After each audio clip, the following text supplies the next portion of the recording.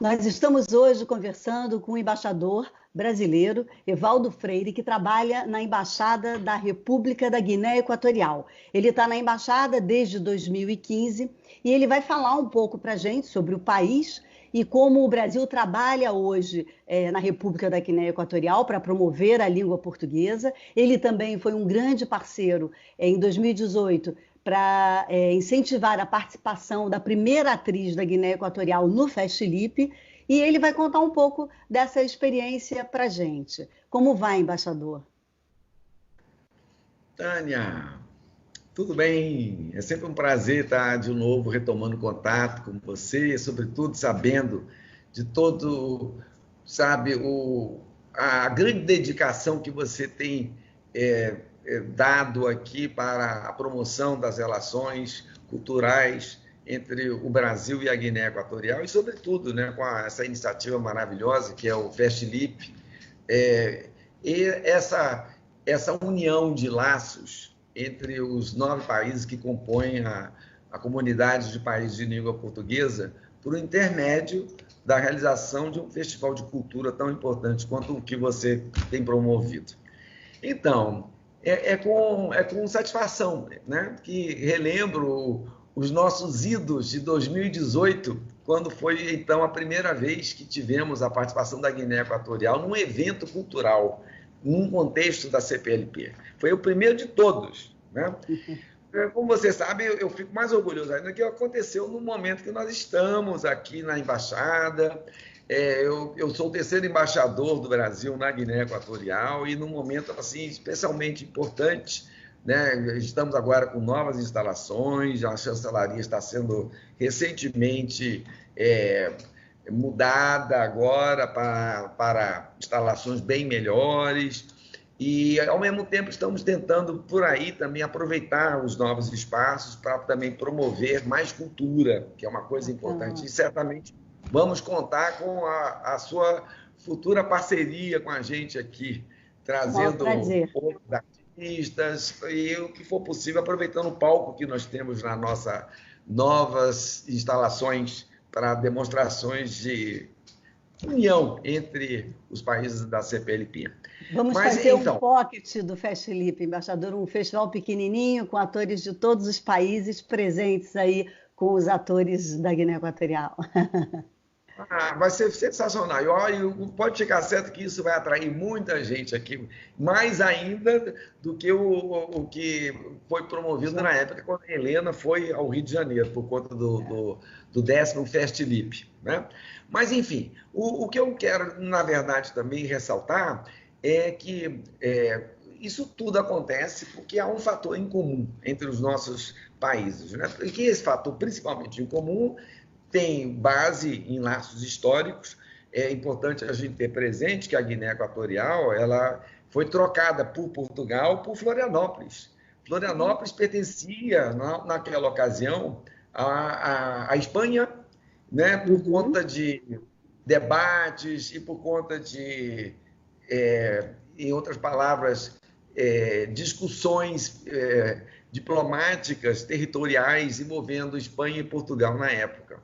E o governo português, então, receoso, né, de que isso pudesse ter implicações sobre a imensa territorialidade brasileira, propôs à Espanha e o governo espanhol aceitou, então, que uma parte dos territórios africanos, que eram, então, sujeitos à coroa portuguesa, pudesse ser dada em troca da retomada da ilha de Desterro, que seria depois a ilha de Florianópolis, né, para a coroa portuguesa.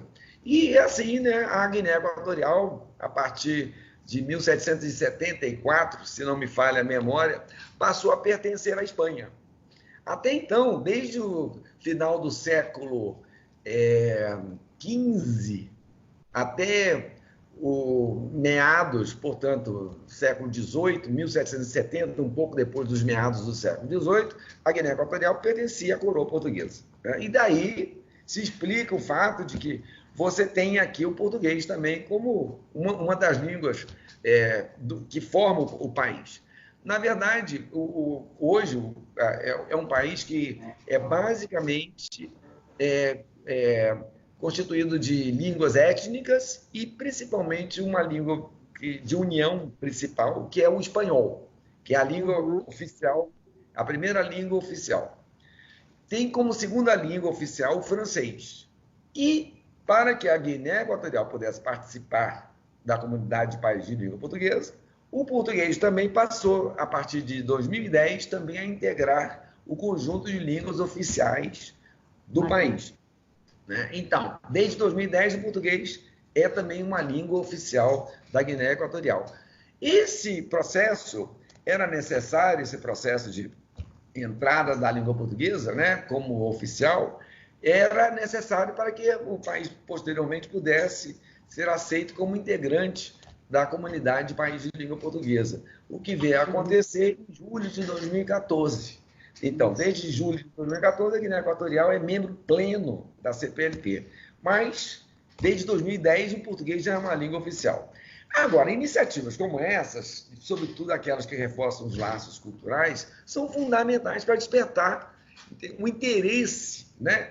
Que agora é um interesse menor por conta dessa presença toda de países diferentes que falam outras línguas que não o português, mas, enfim, acaba sendo importante por conta da cultura, do reforço cultural, que essa retomada do português aconteça. E é isso que faz com que, sabe, iniciativas como essa sua, do Festilipe, sejam tão importantes. Porque desperta o interesse da população para ela poder entender mesmo por que o português é a língua oficial. Entendeu? E aí você tem descoberta de outros povos, de outras culturas, de outros interesses, de outras formações que aproximam os nossos países que integram a CPLP.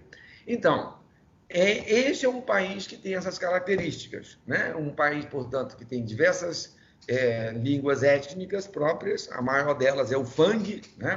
Uma das línguas faladas, um dos dialetos, digamos assim, mas são línguas também faladas na África, e interligando essas línguas, o espanhol principalmente.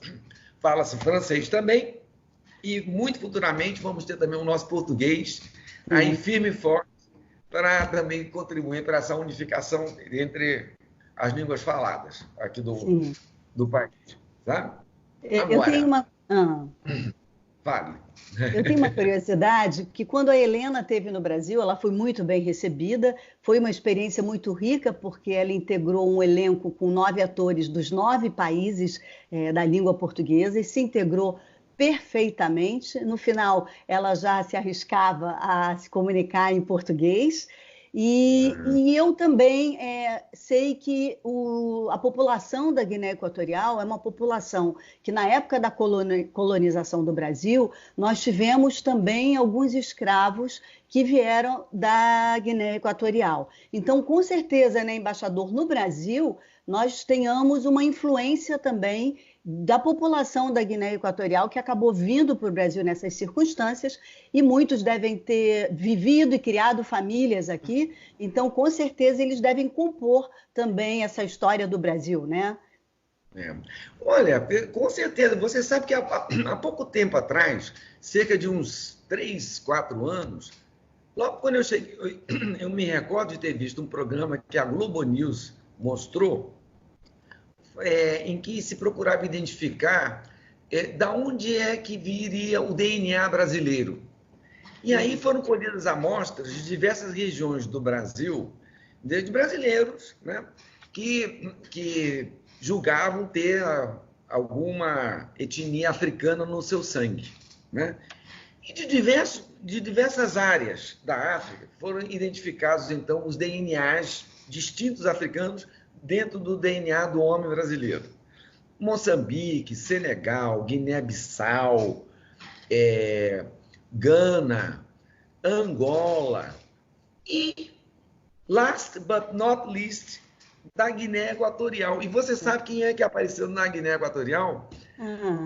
Se eu não me engano, foi a Ana de Holanda. A Ana de Holanda, que também participou dessa coleta de sangue para saber de onde é que vinha o DNA. E se descobriu que aí, pelo pai, o Sérgio Buarque de Holanda, o grande escritor Sérgio Buarque de Holanda, entendeu? Teria um ponto de contato aqui com a ilha de Malabo, a ilha de Bioko, onde fica a cidade de Malabo, que é exatamente a região dos Bubis. Então, o Bubi, que é o povo que habita a ilha de Bioko, participaria também dessa coleta e identificação do DNA brasileiro. Entendeu? Então, veja como... Tá vendo como tem identificação, né? Também está presente na nossa formação, né? Sim, então, você vê como são coisas como essas que nos aproximam, que fazem com que a gente tenha esses vínculos tão fortes com a África, né? Exatamente.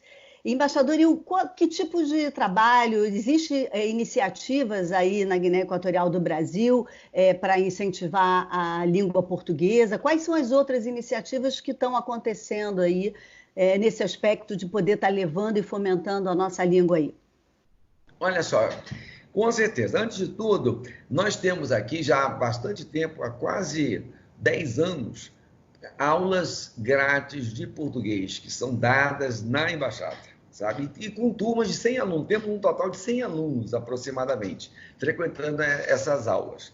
São classes de iniciantes, de nível intermediário e de nível avançado.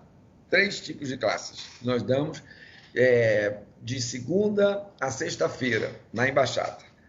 E sempre com um bom fluxo de interessados, gente de todos os níveis, gente que trabalha, que de repente tem só o período da noite para poder assistir a aula, gente que já teve o seu momento de escola, mas quer continuar também estudando no período da tarde, ou então vem de manhã, porque à tarde tem a sua escola, mas enfim, há um nível muito, muito bom de interessados. E isso mantendo sempre a participação. E o próprio presidente da Guiné Equatorial também é aluno da Embaixada do Brasil.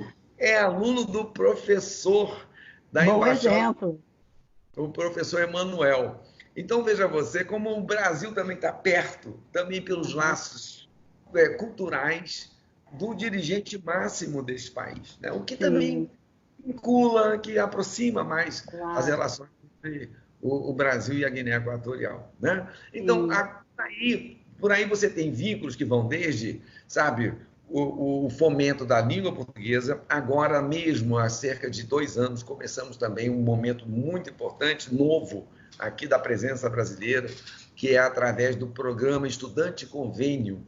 É um programa que o governo brasileiro oferece a diversos países a oportunidade de ter alunos frequentando universidades brasileiras, estudando, fazendo graduações completas em universidades brasileiras. Todas em universidades públicas e privadas, hein?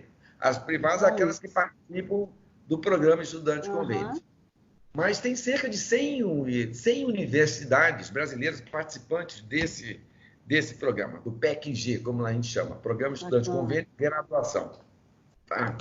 E isso abrange o país inteiro, vai de Roraima até o Rio Grande do Sul. Universidades que disponibilizam vagas para todo tipo de curso. Este ano, nós estamos com 71 alunos da Guiné Equatorial aí no Brasil agora. Este ano, que com 2020 estudando. E no ano passado começamos com 26. Ano passado. Então, temos quase 100 alunos hoje da Guiné Equatorial estudando aí no Brasil. Os que já começaram no ano passado a estudar e os que estão entrando este ano. Tá? Agora, a condição qual é? É falar português. Então, em outras palavras, eles fazem uma preparação de português que já começa aqui pela própria embaixada, com introdução ao português, né, basicamente, e depois, antes de entrar para a universidade, fazem um curso aí no Brasil de 6 meses, para realmente obterem o certificado de língua portuguesa, de excelência em língua portuguesa. Aí, com esse certificado, eles entram automático, sem qualquer vestibular nem nada, já começam a estudar aí no Brasil, nas faculdades que escolheram. Entendeu? E esse é um programa muito importante, que também faz parte todo de uma ação diplomática desenvolvida pelo Itamaraty para aproximar os povos, e daí você aproximar também, criar mais oportunidades de relação entre os países. Com certeza. Vamos falar um pouquinho agora desse momento que a gente está atravessando, né, dessa superação da Covid-19. entender como a República da Guiné Equatorial está se preparando. Só para o pessoal que não conhece ou não sabe muito do país, é um país com uma população média de 1.200.000, né, 1.200.000 pessoas, e a informação que eu tive, embaixador, é que 40% dessa população ao nascer, 40% da população supera os seus 15 anos.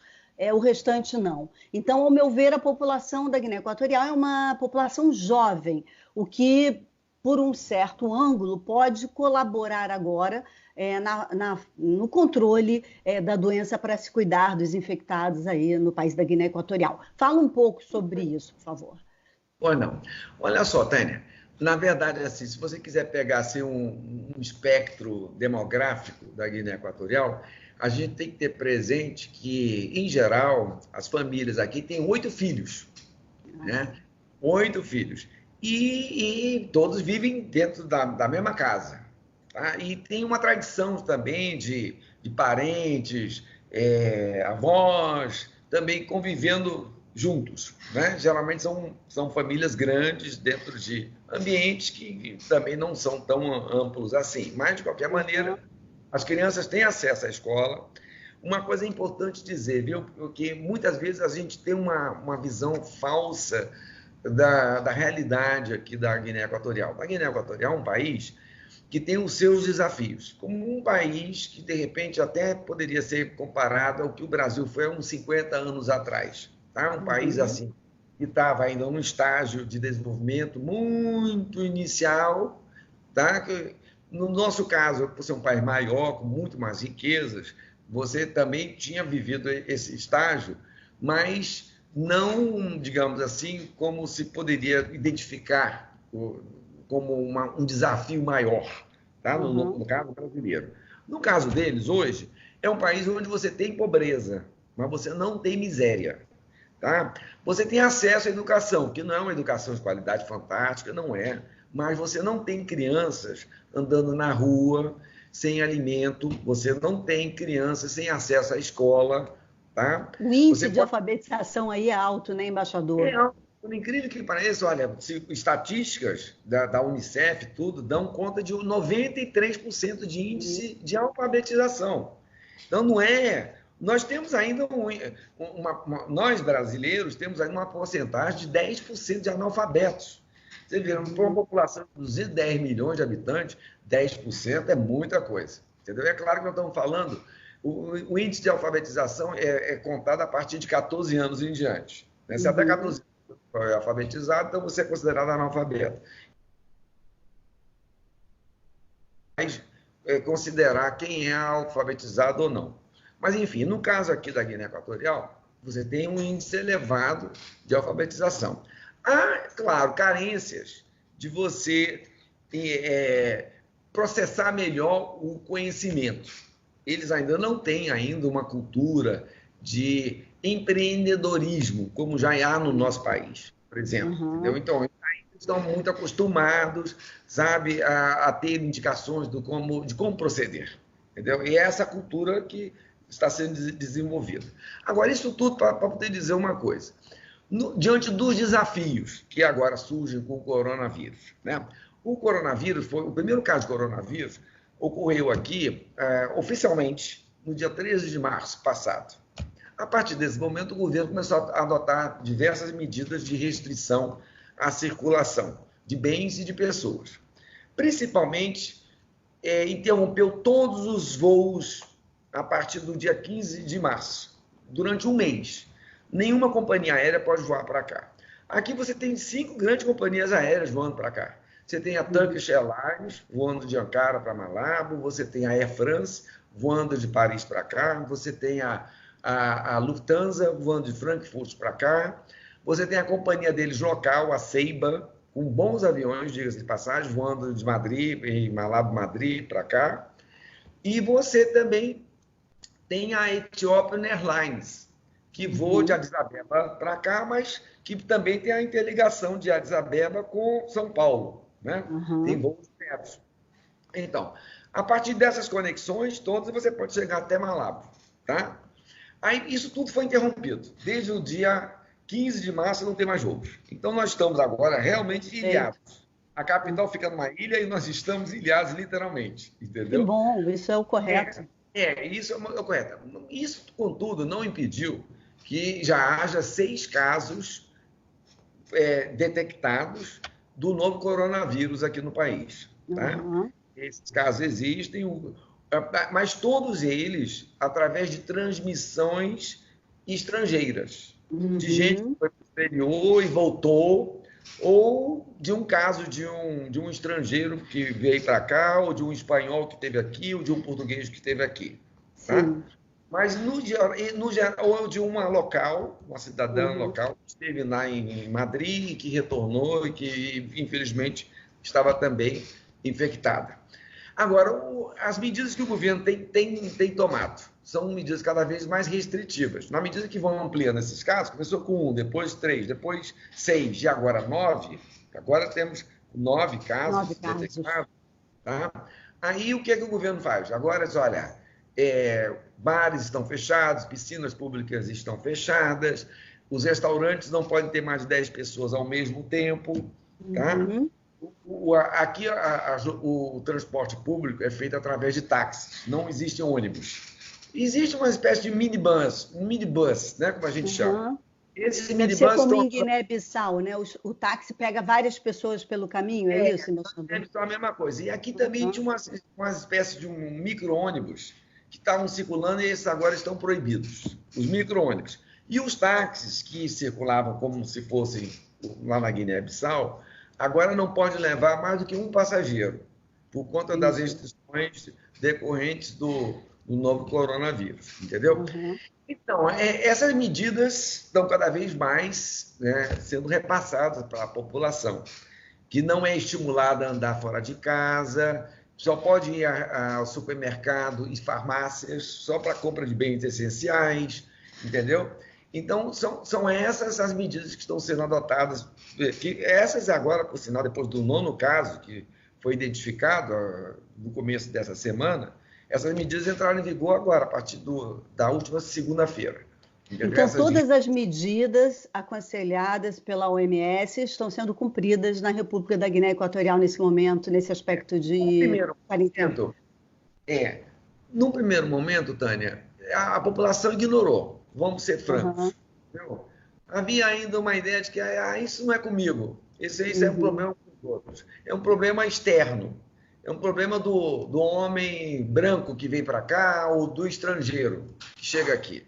Mas o governo, exatamente receoso de que comece a haver transmissão comunitária, começou a adotar exatamente essas medidas restritivas, ou aumentar cada vez mais o número de medidas restritivas.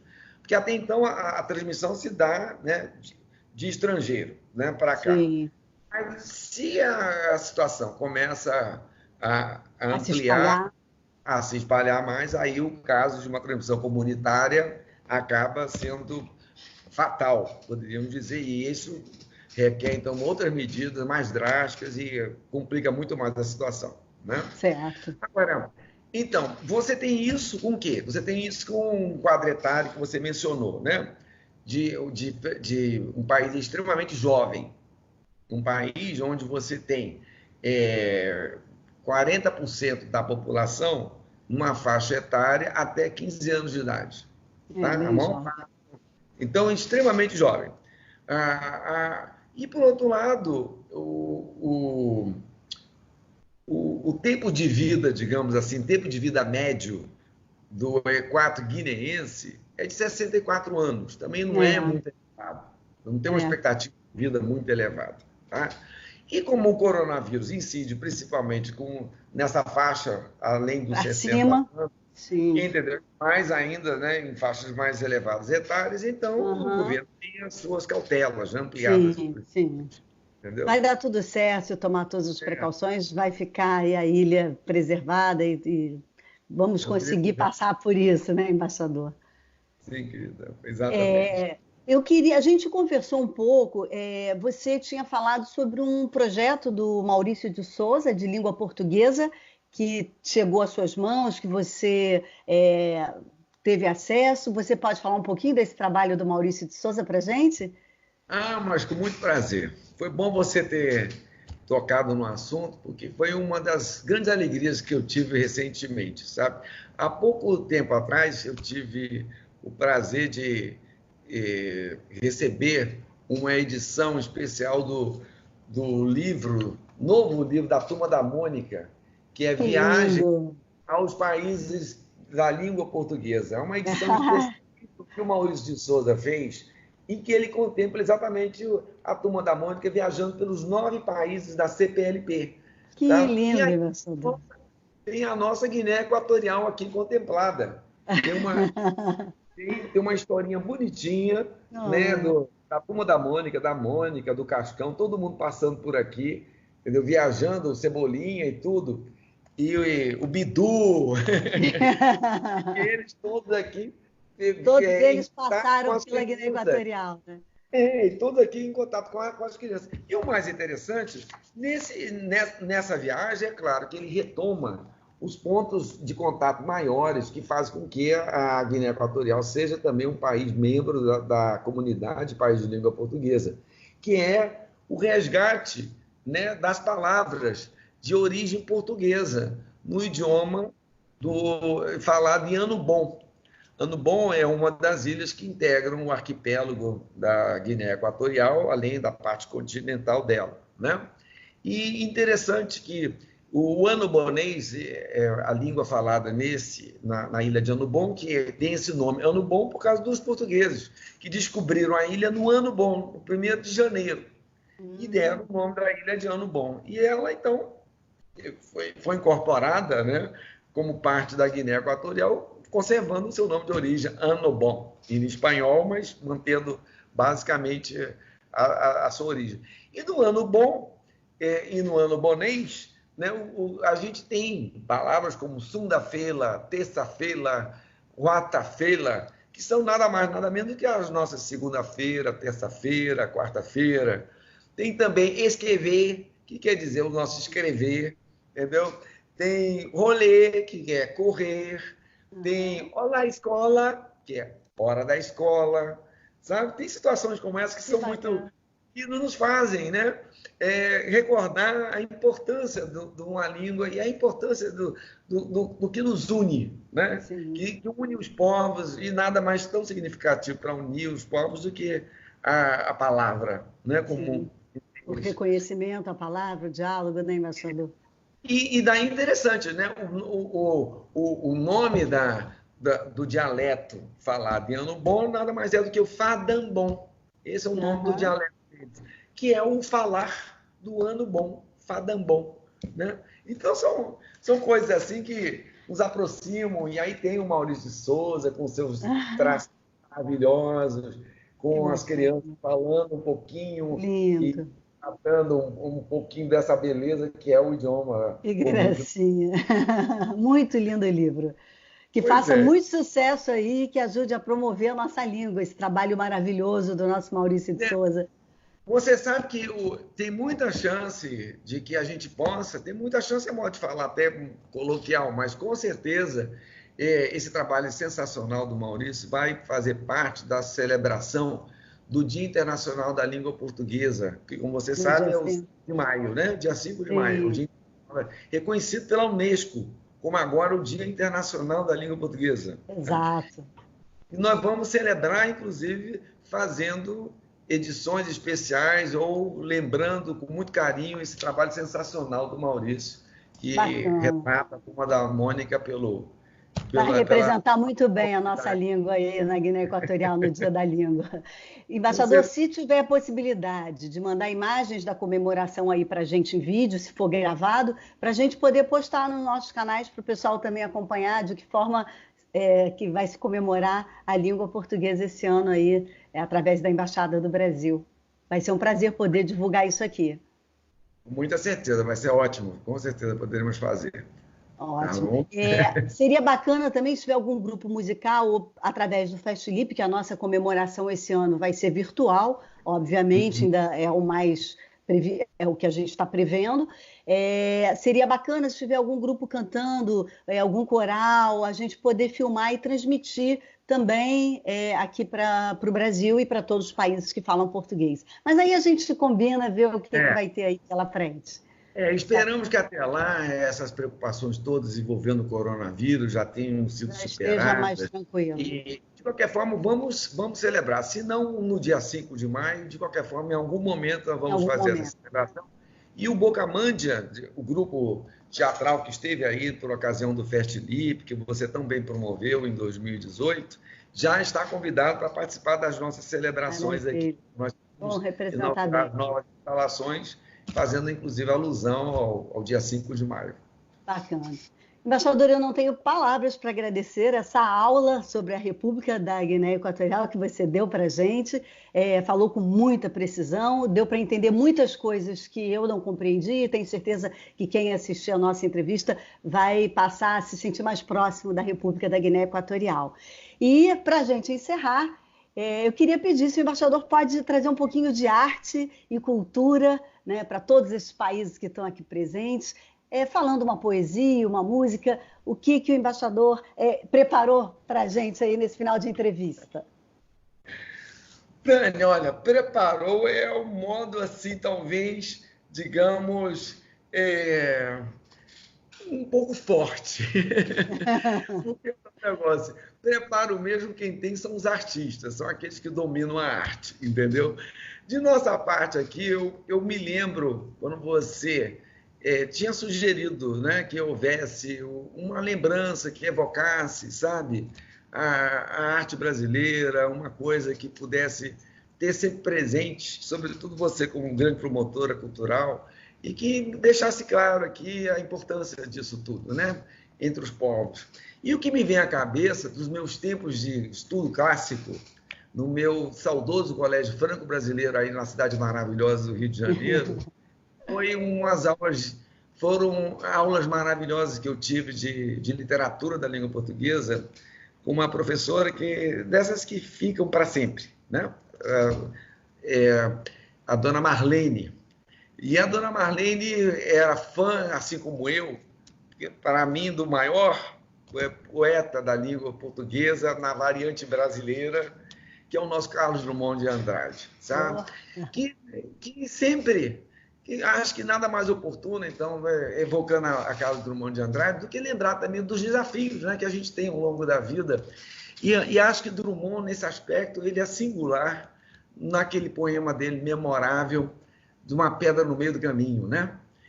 E eu acho que isso nos faz refletir um pouco sobre a importância, né, da gente, ao encontrar esses desafios ao longo da vida, lembrar que isso faz parte da própria existência, né?